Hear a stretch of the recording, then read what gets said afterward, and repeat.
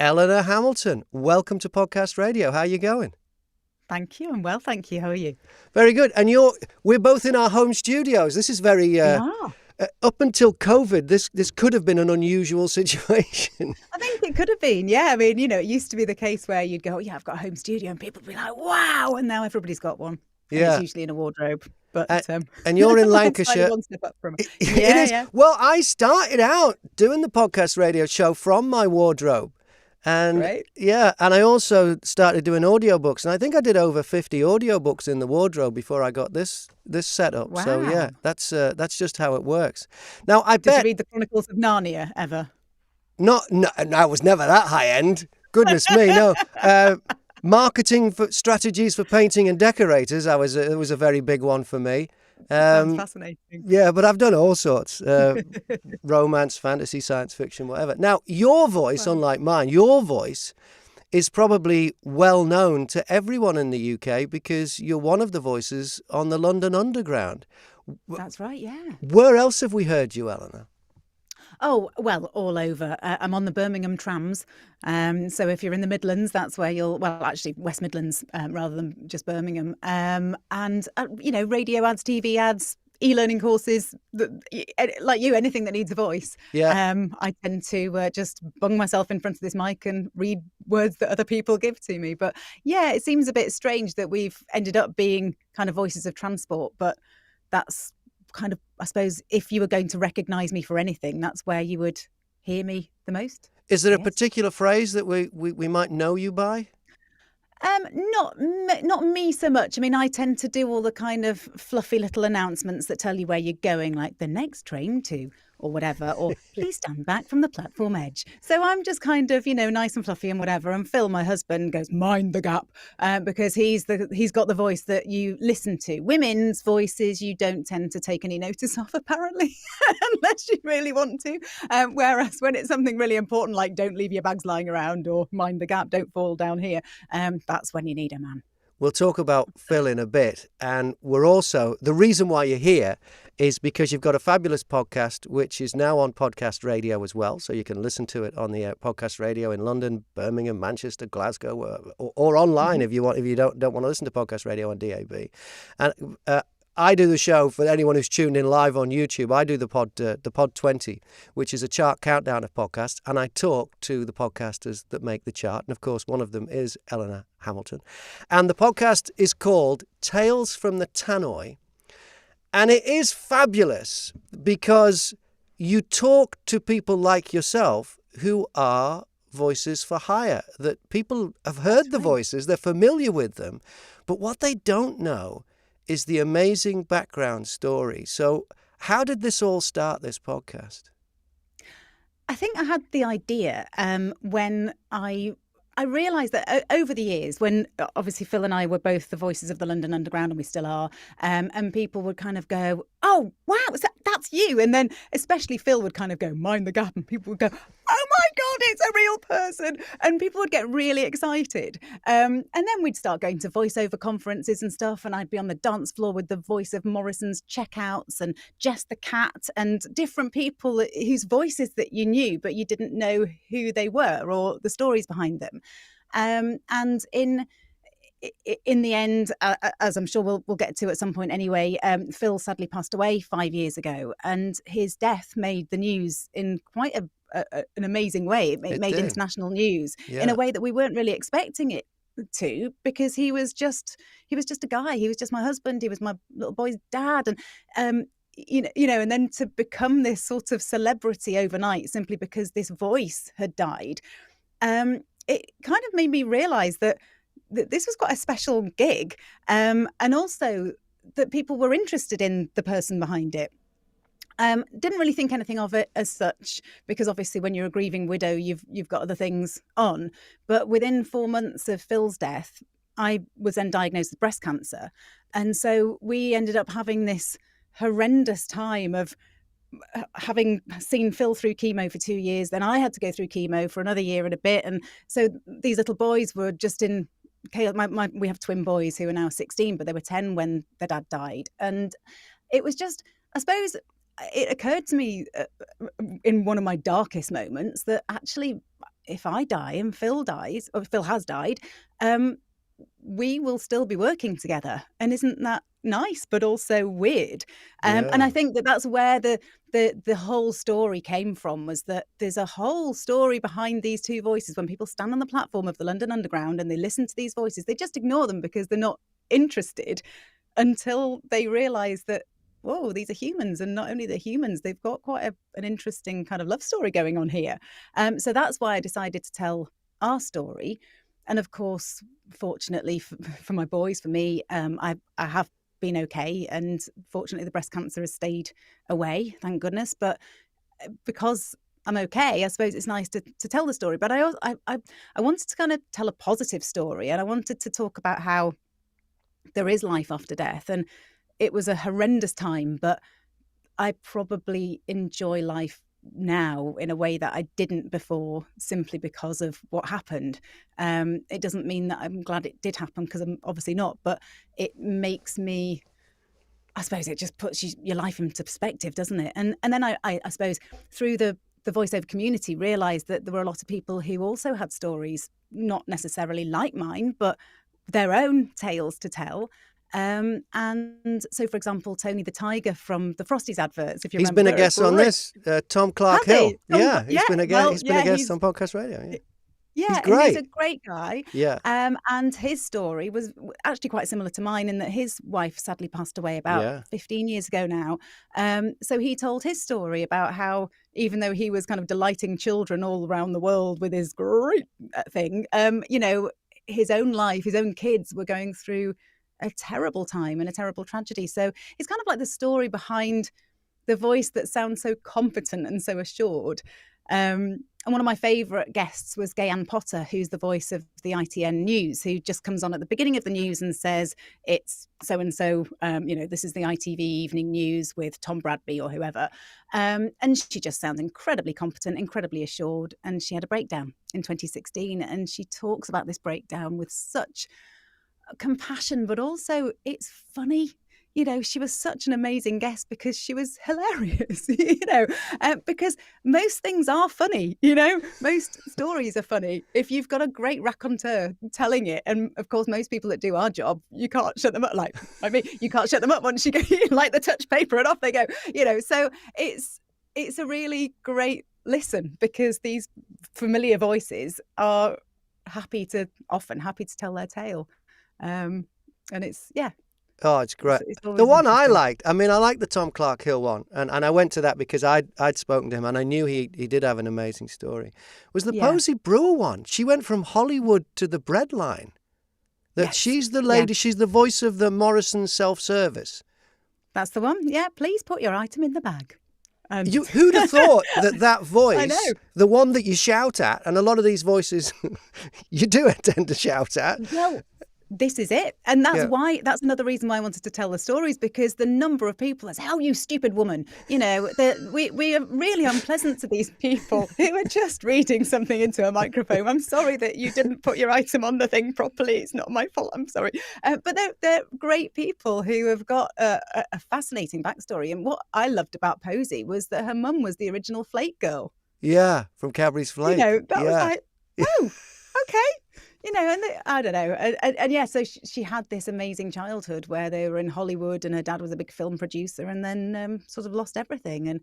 And again, she tells her story in a similar way to a lot of people, which is to say, it was horrible at the time and I wish it hadn't happened in some ways, but it's created the person that I am now, and I'm grateful for that experience. And so I think for a lot of people listening, it's quite inspiring to hear that something terrible happening is not necessarily the end of the world. It can be the beginning of something much better. Yeah, because I think or different at least. People who've not been in the environment, I grew up in a very working class household, and I think of my father, how he would describe people who use their voice for a living. He'd probably just describe them with one word, and it'd be posers or something. He would think that it's just an easy. You might not be wrong. well, he was a hard hat construction worker, and so to him, talking into a microphone, that isn't even work. But to see the stories and the struggles that people who do that for a living have, and that their life is, they've had just as many challenges as anybody else. It really does I think open you're that up. right. Yeah. It does. I mean, I know that when Phil was dying, he was very stoic about what was going on and the life that he'd had, and he knew how lucky he was to be doing the sort of work that we do. I mean, obviously, this is the same studio that we worked in together, and it's literally just across the hall from the sitting room. So when he was going through chemo, he could kind of be sick and then come in and work, and then, because we're self-employed. I mean, it sounds awful, but that's just what we did. That's what I did when I was on chemo too. But I think that on the whole, we are lucky. We have a very easy life in that sense. The working environment that we're in is incredibly safe. He always used to say, well, I'm not a scaffolder. This could be so much worse. I could be working on a big building site where, in all weathers, self-employed, unable to claim any sick pay and what have you. So I think that you've got to, your dad's right in a sense. We probably are doing a bit of a poncy job compared to most people, but you're right in the same way that it doesn't matter whether you live in a castle or whether you live in a box. There are going to be awful things happening in your life, and also positive things happening, and everyone has their own struggles. So I think it's nice to be able to tell stories of different people. And in fact, most voiceovers are very much kind of jobbing people. Nobody's rolling in it. Very, very few people are making a fortune. Yeah. There's just supposedly those high-end Hollywood movie. You always hear that's where the money, but I don't know. Even they must have had challenges as well. You've stayed away from the kind of Hollywood type voices, though, haven't you?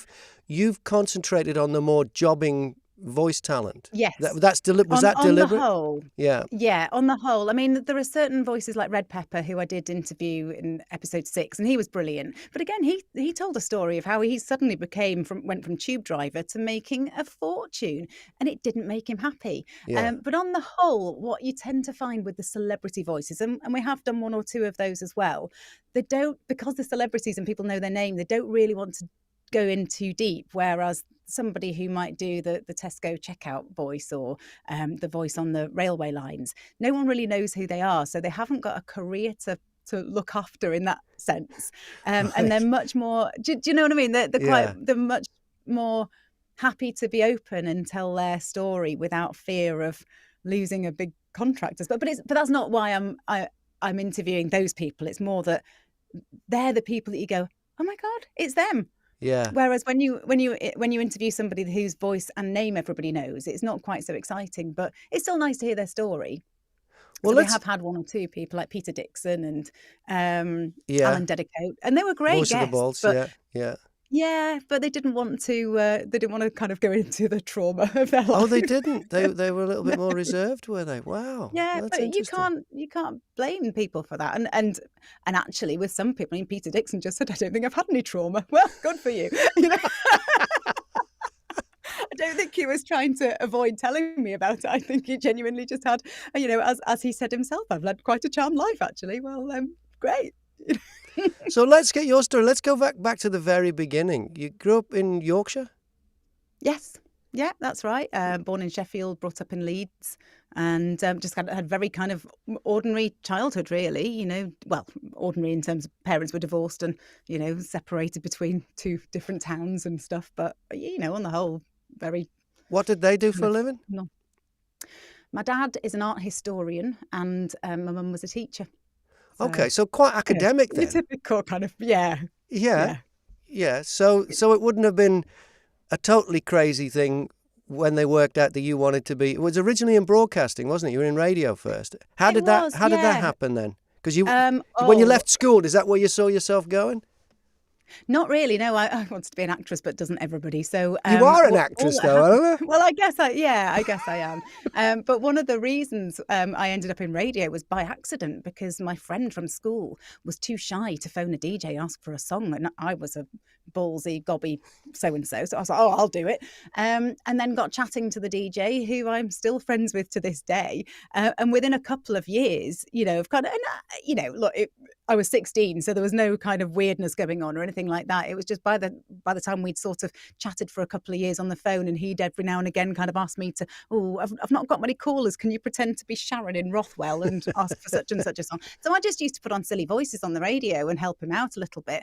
And then after a while, got got a job doing the old answering the phones thing. And I just got interested in it. And it took a while, and it wasn't something that happened straight away, but it just kind of went from, helping out at a radio station to ending up on the air within 2 or 3 years, and really, really liking it and really enjoying it. But I don't think with commercial radio, I don't think I was really that good at it, because I think I like telling stories. And I think that with commercial radio, it's great, but I wasn't brilliant at announcing. I think, if I'm completely honest, I don't think I was really interested in the celebrities.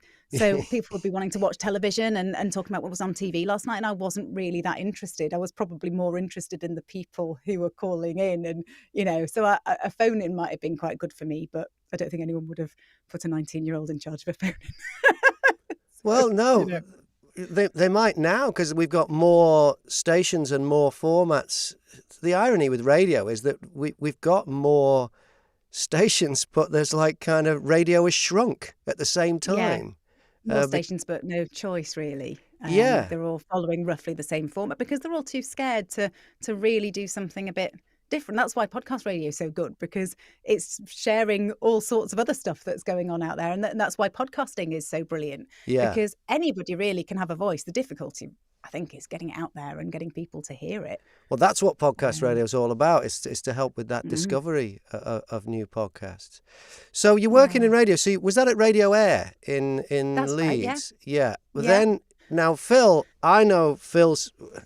I don't know Phil. I never knew Phil, but I listened to Phil because growing up in the Northwest, he was on Piccadilly Radio, and that was my favourite radio station at the time. I lived just outside Warrington on the way to Liverpool, and I mean, and he was on with Piccadilly was an amazing station back then, late 70s, early 80s, with with Dave Ward on at night and Mike Sweeney, and it was just great. How did you meet him? Did you meet him through radio? Did you go and work at Piccadilly? I did. Oh, no, you did? I didn't. And I wish that I had.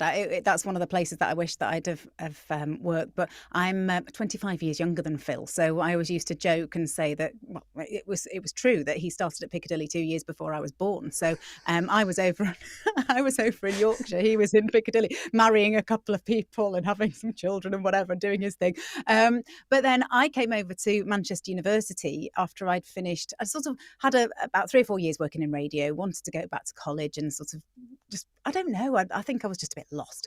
And then college said, you want to go to university, go to university. And I picked Manchester because there were so many radio stations in the area. I wanted to carry on working maybe weekends at part-time, and got a job at Tower FM in Bolton, which is just north of Manchester. And at the same time, Phil was doing a few kind of weekend gigs on Tower FM as well, again, just to kind of keep his hand in because he enjoyed it. And we met, and we were on, there was an hour between our two shows. So he was doing maybe, 2 till 5 on a Saturday afternoon. I was doing 6 till 10. And there was an hour where neither of us were on air. And we went out onto the fire escape and had a cigarette break because we both smoked then, and kind of exchanged life stories. And it was several months before we got together, but it was just one of those where we sort of used to work together and became friends, and more kind of started to happen for reasons that neither of us had expected because of this massive age gap and everything else. We just thought we would be friends, but there was more to it seems. So, and you'd already shouted at him before you'd met him, though, hadn't you? Oh, I had, yes. When I used to sit at Horsforth Station on as a schoolgirl. I'm talking about myself as a schoolgirl quite a lot. I don't really know what's the matter with me. I used to sit there with the same friend actually that got me into radio actually. And I used to get very cross with him for his pronunciation of Horsforth. Because he was the voice of the trains in that area. This is way before he was the voice of the London Underground. That's right. He was the voice of pretty much the entire rail network, I think, when it was British Rail, and all the stations had an announcer, and it was always Phil. And I think Celia as well, he referred to as his railway wife, who sadly passed away earlier this year as well. She was a lovely woman. So where there was Phil and Phil was the male voice, Celia was the female voice. And I'm not sure they ever met until years later. But yeah, they both had this this gig. Did you have any idea when you're having the sly ciggy on the fire escape that this was the bloke that you would shout at for mispronouncing a local No, town. Well, how did you no, and find in that out fact, then? What was that moment like? I think it was when, after we'd been together a while and he came round to my flat in Manchester and I had a Mind the Gap sticker on the wall or a postcard or something that somebody had sent me, and he went, I do some of the railway announcers. And I think that he had done a few Mind the Gap and Underground announcements because some of the same companies, I don't really know how it works, but some of the same companies had the same announcements. So he said, oh yeah, I've recorded that. And I was like, no way. And again, I had that same reaction that everybody has when people find out what you do for a living. I was like, you've got to be kidding. And then realised he was the man that I'd been shouting at routinely for many years because of his mispronunciation of Horsforth. But you can't expect people, there are thousands of station names on the network. So when you think about how many there are, he's going to get one or two wrong. It's just a shame it was my local one, but never mind. And was it through Phil? In the end. Was it through Phil that you got into voice acting yourself? Yeah, because I was already in radio, and I think that when we got it on after a while, and I think it was after we were married, that he kind of said, "Well, look, why don't you contact your contacts in Leeds, because all of my radio contacts were over there." And he said, I've got a lot of contacts in Manchester, maybe we could try to join forces a little bit. And especially with a male and a female in the same room in those days, you didn't have that many couples who were doing voiceovers. So all these double header voiceovers that the scripts of two people in a kitchen, they would all come to us and a very small selection of other people, because it was easy to record them both at the same time. Right, so you found a niche there. Yeah.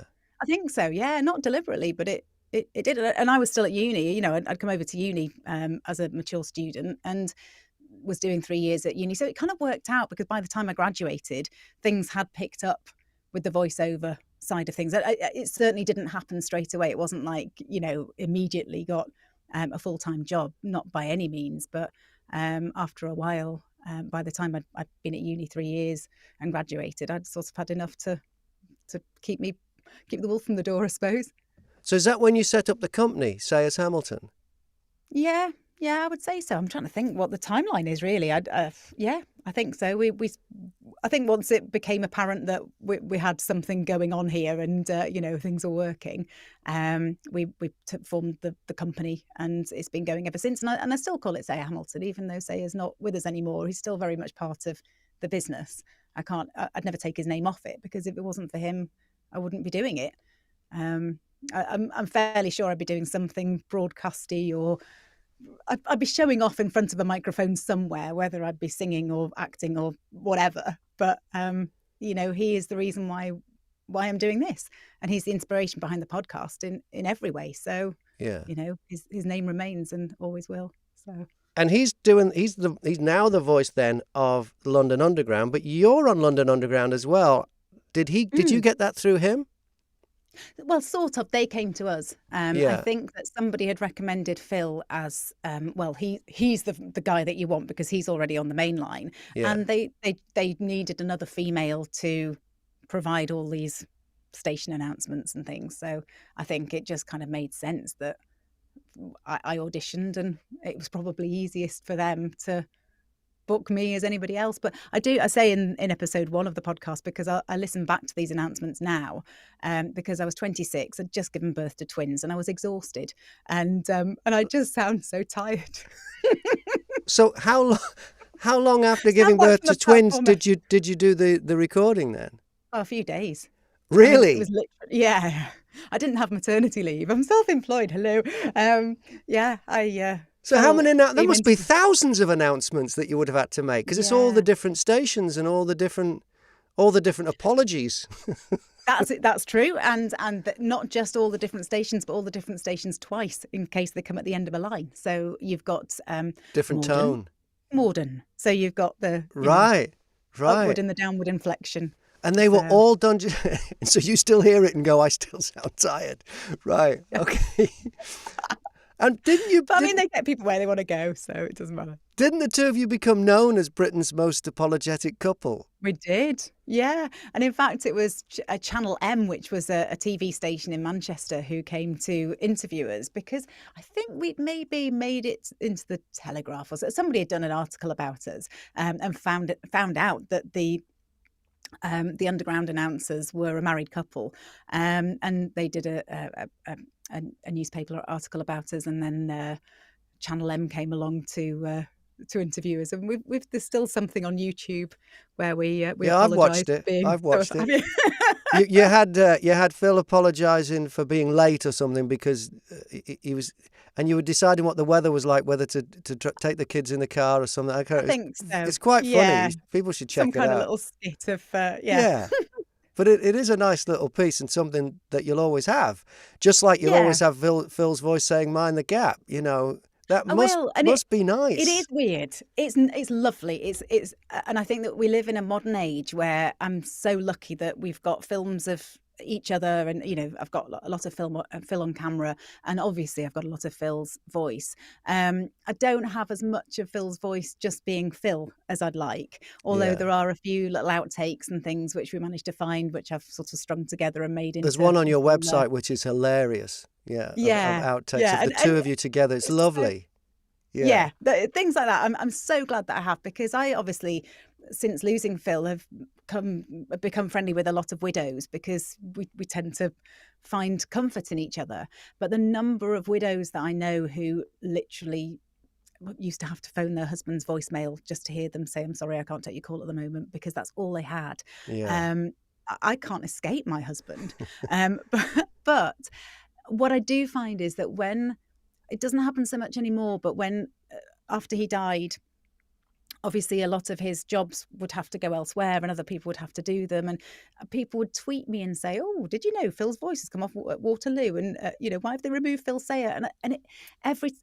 I found it very comforting that he was still working, and I don't think people realised how much it would hurt for me to read a tweet that said, "Oh, your husband's just been taken off such and such a station." I didn't need to know, and I felt like it just made me grieve every single time. So for me, the grief, it felt as if it was this long drawn out process rather than taking off a plaster. But at the same time, on balance, I'm much happier having his voice, and I feel really privileged that I still have his voice, in a way that I think a lot of people would just give anything to be in my position. So I'm not knocking it. However, though, we're talking about April 2016. You've got the grief to go through. You've got the young boys who you said were 10, twins were 10. Yeah. So you've got the responsibility there. But you've also got the responsibility of the business that you were involved in together. Yeah. So how did you cope through that? That must have just been like, well, what the hell do we do now?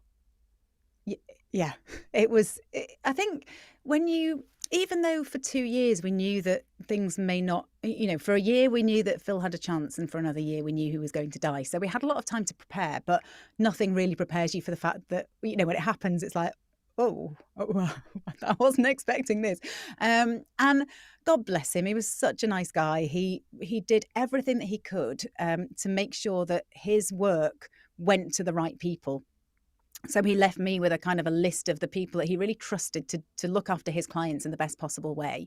The voice talent. Yeah. Because he wanted to make sure that his clients sort of felt that they hadn't been left in the lurch. I mean, it's just one of those stupid, you look back and go, oh, you were dying. It didn't matter. But, he was a good guy, and he wanted to be sure that people, he almost felt guilty because he was dying. It was like, I'm so sorry to leave you in this situation. But I think that was a really good idea until you realise how other people feel when they are at the client end and they're going, we can't phone Elinor and ask her, oh, hello, love, do you mind giving us a name of somebody that sounds a little bit like your husband? They're just not going to do that, and because they're humans, aren't they? And so they just sort of quietly scuttled off and did their own thing. So I was kind of left not just with these two grieving children and a business. And, obviously all the clients kind of went away, or a lot of them did. I'm incredibly grateful for one or two who mainly were run by women who were mothers, and they kind of went, this lady's going to be looking after 2 kids on her own, so maybe we should try her out and see if she's any good. And one of those clients is still to this day one of my biggest clients, and I don't think I would have managed very well without them. So there was a lot of humanity going on, which kept me afloat, that I'm incredibly grateful for.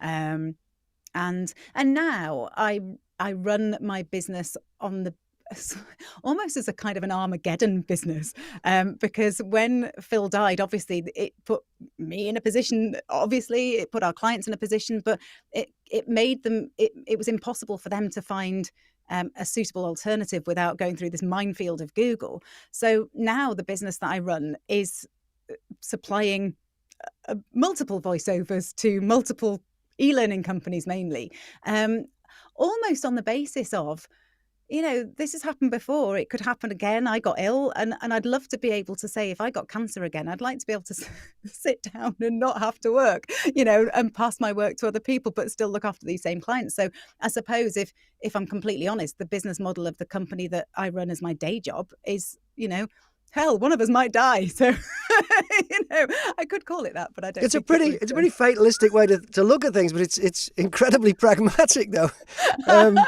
So hats off to you on that one. So then the other business, then e-learning voices, that's separate from Sayer Hamilton. Yeah, it's owned by Sayer Hamilton. It's the same company. It's more of a web domain that Phil and I bought probably 10 years ago, on the basis of we might do something with this one day. So we own the domain. And I think, again, when I got ill and had to work through it, I thought, I don't think I could do this again. And I need to find a way of making sure that I still have a business that somebody else could run for me without completely relying on me, because my previous business, Phil and I had just been the business itself was greater than the sum of its parts, if you see what I mean. So Phil went, and the business probably lost 75% of the income, because we didn't just lose his income, we lost my income, because people quite rightly thought, oh, I don't think I should ring Ellie, I'll phone somebody else. So yeah, it's just my way of trying to protect not just my income, but my clients as well, because they found it, they came back to me after a few months and were like, God, this has been a real ball ache, trying to find somebody else. Are you back at work? Yeah. I'm like, yeah, I've been back at work the whole time. So yeah. Amazing. I don't know. And it's also amazing that you're doing this podcast, Tales from the Tannoy, where you talk to people who are in the voiceover and voice acting, voice talent. What is the official phrase for this work you do? Stop me fumbling around here. No, voiceover. Okay. I suppose. Voiceover. I mean, okay. I would say voiceover, but I think now, well, the Americans have got hold of it, haven't they? So it's voice talent, and yeah, whatever. I even heard an American voiceover person describe some of the work she does as voice under, and it was to do with when they're doing like really emotional documentaries, and they have to have the emotional, the dramatic stories. It's got to be, instead of being a voice over, it's got to be a voice under, because it's got to be sensitive. Yes, I forget her name now. But all kinds of things. So you did with Tales from the Tannoy. Episode 1, as you said, is your story. Yeah. Now, was that because either you've got an amazing story and you wanted to set up what the thing was about, or was it going to be something that was quite painful to talk about and you needed to rip the plaster off? Because it's the elephant in the room, isn't it? If you're not going to do your story. Exactly. And I think I had to. I think it was only fair to tell my story if I was going to expect everybody else to tell theirs. It's weird, actually, because I can't really listen to it anymore. And it's Episode not because 1. I don't. Yeah, I've heard it. It's fine. Other people like it, but I don't want to go back there. But actually, it wasn't. I didn't tell the story of Phil dying in that sense, because I didn't think it was really fair to go into any great detail about the awful death that is cancer, because it wasn't the Phil that I wanted to remember. I want people to remember the Mind the Gap guy and the funny guy whose outtakes are on YouTube and that kind of thing. It's almost irrelevant what the death was like. So we kind of talked about the fact that he had died, and then life since, because it was just weird, this kind of this horrendous 2 years that was supposed to end didn't end, because after 4 months then I got the breast cancer, and then the boys were in such a mess, and we were all in a mess, and it was horrible. But in the end, what happened was my darling husband somehow, and I'm quite sure it was him, created a situation in which I met somebody else, which I don't know. I almost don't want to talk about it too much, because I want people to listen to episode 1 and hear the story being told as it should be told. No spoilers. But, yeah. No spoiler. But suffice to say, I think it's a happy ending. In terms of, as I said before, it's not the ending that I wanted when I stood up and married my husband. I didn't expect it to end within 15 years, and I didn't expect it to end like that. But it did end, but it didn't, because there was something new, and it's been a kind of, I don't want to say a positive outcome, because that suggests that, do you know what I mean? I've just carried on. I've just carried on. That's it. I couldn't give up. It wasn't the end. It was a significant part, but it was not the end of the story. Exactly. I know someone. I was in a band in New Zealand, and after I'd left, many years after I'd left the band and come to England and everything, the drummer died, and we went back for a visit to New Zealand because my wife's parents lived there, and we went back and we went and met Joe's wife, and it was years after he died, and it was still what defined her. And I thought that's a bit sad, because you've got all that. It's not what Joe would have wanted. I knew Joe Pucaro. He was the drummer in the band. He was great. Yeah. And Joe wouldn't want her moping around and, constantly watching old videos of the band and stuff. He'd want her to kind of move on. And so I get what you're saying. It's not good for a person to have that define them. It's a very, very important part of what happened. And I can't even relate. So I don't even know why I'm saying this. I can't relate. I've not had anything that tragic happen to me, thankfully. But it's got to be a massive part of who you are and what you've been through, but it can't totally define you. And I think that's what you've moved on. And no, you haven't moved on. He's still there. He's still part of everybody's life. We Mind the Gap, but you still keep going. It's not the end. It's not the be all and end all. So I'm bringing up his boys, and they're just so like him, and you would see him in them, wouldn't you? God, wow. Yeah. One of them cannot help but share his opinions on everything, which is just like his father, and the other one tells inappropriate jokes and comes out with comments that he really shouldn't come out with, and it's like Phil's never left the room, and it's lovely. And what I love about my partner Ed, now, the guy I'm with now, is that he sees Phil as a real legend. He listens to stories of him, and obviously now he's around helping to bring up his boys, and he doesn't look at him with any kind of jealousy. He's like, oh, what would Phil have said? What was he like? Because he knows that he was a great guy, and I think we both just want to kind of do the best that we can for Phil and for his boys, because he just loved his boys so much. He was a brilliant dad, and that was his biggest regret, was that cancer was going to take him away from them. Yeah. More than anything, because they were just, they're just amazing kids. And it's not been amazing for the last 5 years, I have to say. It's been pretty tough, but they're all right now. Yeah. And let's get back to the podcast again, Tales from the Tannoy. We've got to keep plugging that. We do. We do. And we should, because it is quite brilliant. You mentioned Tom Clark Hill as a guest. We mentioned Posey Brewer. Do you have another highlight or stand? I don't want you to pick a favourite, because I often ask podcasters on this, who's your favourite guest? And they don't want to tell me. And I know they've got one. But if you could, if you could have some other standout. Yes. I mentioned Gayanne, and I'd also like to mention Katie Moore as well, who, and again, probably maybe because we're friends as well, so that the conversation just flowed brilliantly. And she's a widow as well, and so we had this quite hilarious conversation about widowhood, which many people have enjoyed, not just widows, you know.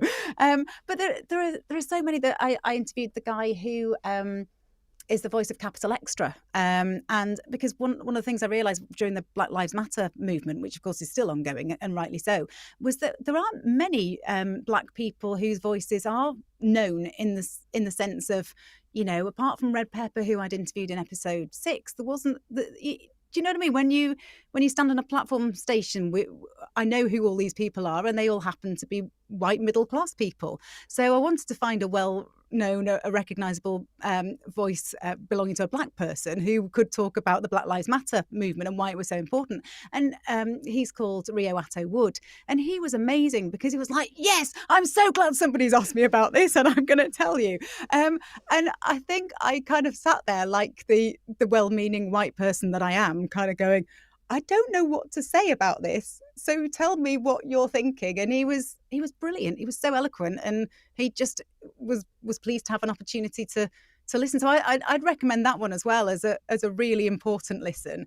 We don't get too political very often. It's mainly just stories and people's life stories. But I'm trying to think who else. We've got Mike Cooper, who was on the BBC World Service, and he contracted HIV about 20 years ago, and he talked very openly about that. Again, it's a very back funny when episode. It was a death sentence back then, wasn't it? It's not so much now. I think it was beginning to not be. Okay. So he was very, very lucky that he sort of got it. If there's a right time to get it, that's when he got it.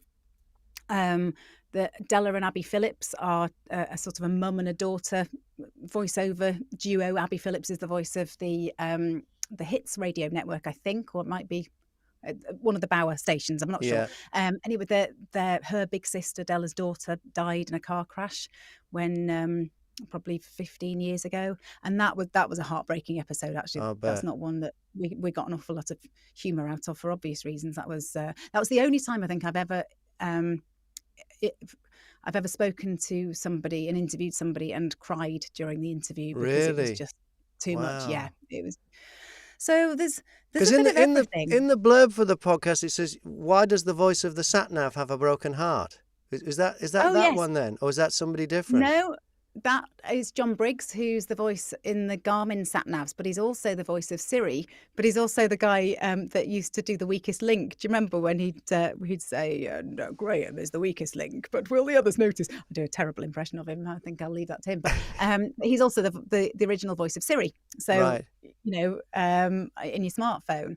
And he had a heart attack, but actually his heart attack story, he would say himself, was not the most interesting thing about his interview. The most interesting thing for me was the fact that he leads this kind of interesting double life as a funeral celebrant, because he says words for money for his job, but he said they don't mean anything because they belong to other people. I want to say words that really mean something. And his views on how we view celebration and death were fascinating, I thought, and I found really comforting to speak to. And I wasn't expecting him, who this very assured sounding, deep, gruff voice, to be so sensitive and so caring. I was quite taken aback by it, but in a really positive way. So that was one that I mean, to be honest, I've enjoyed pretty much all of them. They've just been really good conversations with people who are quite happy to have an interesting chat. Just amazing stories. All of them. Yeah. Amazing stories, just amazing. So what podcasts inspire you? Oh, God. I don't know. There's quite a lot, really. I mean, I listen to the... I'm quite a bit of a voiceover nerd. I quite like the voiceover podcast, but on the basis of the ones that sort of finding business, not necessarily business ideas, but to do with the voiceover industry. So what the trends are in the industry. This is quite boring, isn't it? But there's a couple of girls who I really, really like called Nick Redman and Leah Marks, and they do a really good podcast called The Voiceover Social, which I think was nominated for a British Podcast Award. because they don't just go around interviewing other voiceovers. They sort of find out what the trends are in the industry, and especially with things like AI, the automated voices, which of course we're all kind of up in arms about it. Yeah, this is a thing where a voiceover artist can go into a booth and can record a load of words, and then someone can type have I got this right? They can type a script and then use the software, and the software reads it almost like a human. I can usually tell, but almost like a human. Is that almost the one? And you can tell, and I think that for certain applications it's fine, and actually possibly things like transport announcements, maybe that would be, because people don't really need to hear the beautifully read words, they just need to know where they're going. So that's the kind of work that may get taken away from people like me at some point. But like I said before, I tend to do long e-learning programs, and you can't get the same information across when there are no natural pauses and there are no kind of little quirky bits of humor in there, because most scripts are written with a bit of humor here and there. So I think there's a long way to go. I'm certainly not seeing any kind of change in fact, if anything, we're busier than we've been for a long time. I would have thought so, because everything's got a voice with it now. Yeah, it does. And I think when you think about the cost of making an entire, for example, an e-learning program or a video or whatever, why would you scrimp on the last couple of £100 or whatever to not put a voiceover on it and make it sound automated? It just doesn't make any sense. And I think that that's what most companies who are forward thinking do think. They just kind of go, no, well, let's spend the money. It's almost like baking a beautiful cake and not putting the icing on it, or just putting a big dollop of icing that doesn't. It needs that emotion. And even the stuff like, there's a lot of work apparently in video games and things like that. Well, that's going to be all emotion about, shoot 'em ups or whatever. It's just not going to work.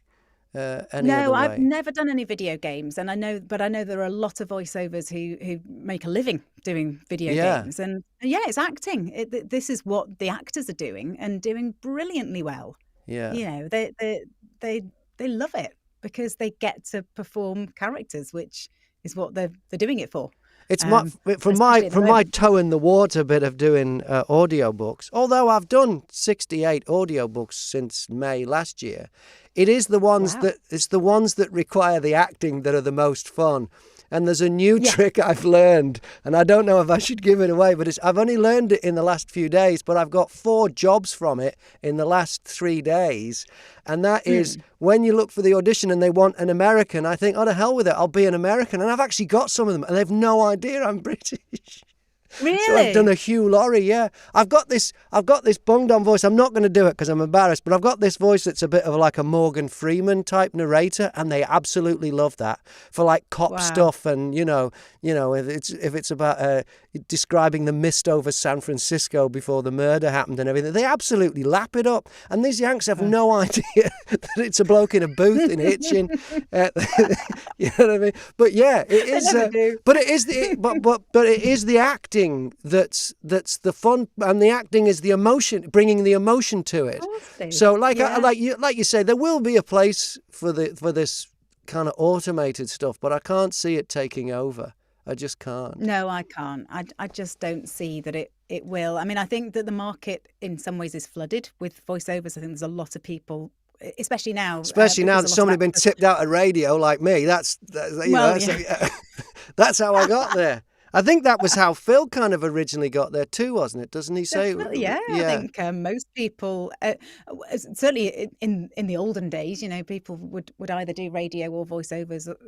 Well, they'd probably do radio and then do voiceovers if they didn't have a radio gig. But I think there's a lot of actors as well now in the market because they're not working.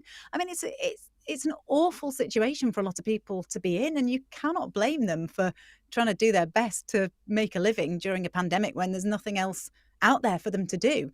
The difficulty is that there's probably more voiceovers, or more people saying that they're professional voiceovers than there are jobs, and it's very, very hard now, I think, for clients to know who to go to.